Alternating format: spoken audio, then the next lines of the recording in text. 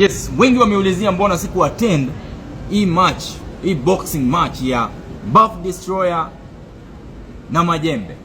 Na nataka nikuwajibu kwa nini. Nataka niwajibu na niwaambie ukweli. Mimi ni mtu niliwaambia wakati nilichukua Buff Destroyer niweze kumtrain, nilimtafutia coach ambaye ni trainer, ambaye ni boxer mkubwa sana, ambaye ni trainer, na pia someone ambaye tulipatana pale Fitness pale Lavington, jamaa ambaye ana train pale Dubai. Akasema ata volunteer pia aweze kumsaidia ili aweze kuwin hii match ya boxing ambayo imekuwa leo. Wakati nilijivolunteer nikalipa, nilipoteza pesa yangu wa kulipia hiyo training yake. Kisha Obina wakamuita kwenye interview, wakascript kwamba aongee, nimemuitisha 200,000 ati akishinda alipe coach 200,000. Jamaa kasik sympathy mpaka niliweza kumrekodi, nitaweka hiyo video. Niweza kumpigia nikarekodi hivi ajiongee mwenyewe, na akasema ni kweli si yeye na mimi sikumuomba. But mbona Obina alifanya hivyo?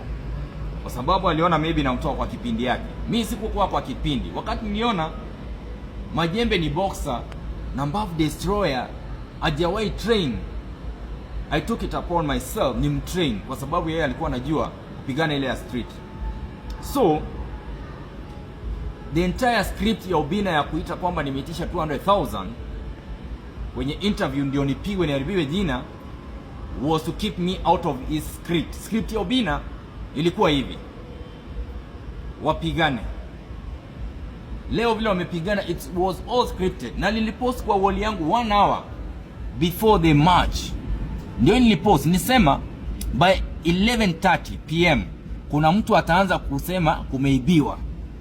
What I meant, hiyo kuanguka, hiyo kucheza kwamba amegongwa, script atarudi kwamba, na simuliona alisema amegongwa kwa makaa na kaanguka, wakambeba kwenda kwa ambulance. Na nilisema acha mimi niende rescue ya watoi, pia niko standby na ambulance just in case, kwa sababu alikuwa amechora atolewe na ambulance. Kisha sasa Mbavu ataamka akisema hakushindwa, alimgonga wapi?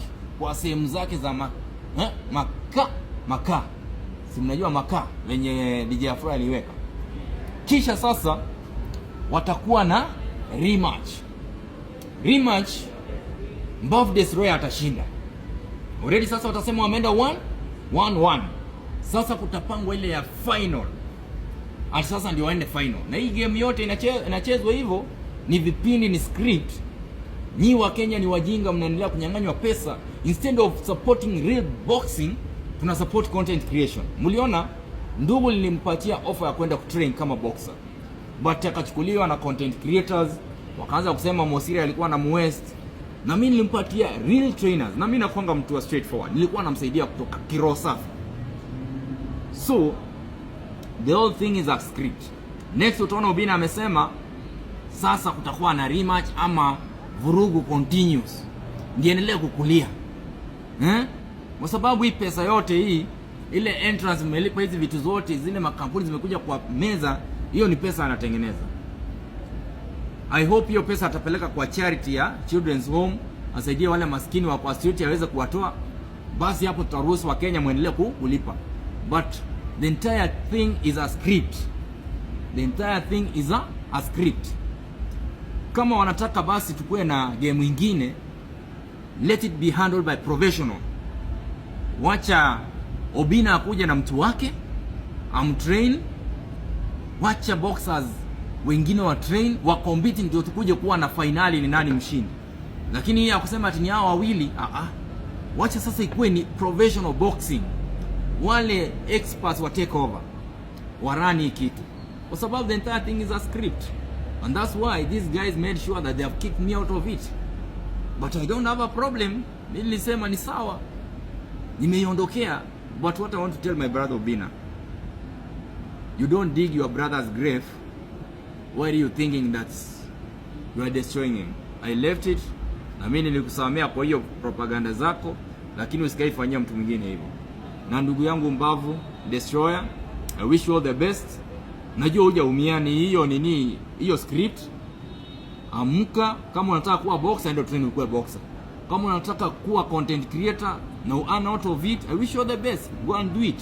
But msitrete hivi vipindi mna hype alafu mnaleta script, inakuwa sasa ni match fixing.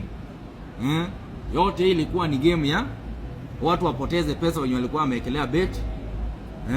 Na hapo unajua utakulia, kuna mtu atakulia hapo. So let's do professional boxing. Mimi nakuanga ni mtu straightforward, and I will not sit down and watch Kenyans being conned, because this is a long con game. Ni vipindi, ni sarakasi. Wacha tukue kama ni vipindi, mseme ni vipindi, uliko kutuletea vipindi alafu watu. That's why I didn't attend. I chose not to attend this race because I had known about it. I chose not to attend because already I knew this is a script. I was told by insiders of Obina. Obina anafikiria ati kuna watu wanaamini sana.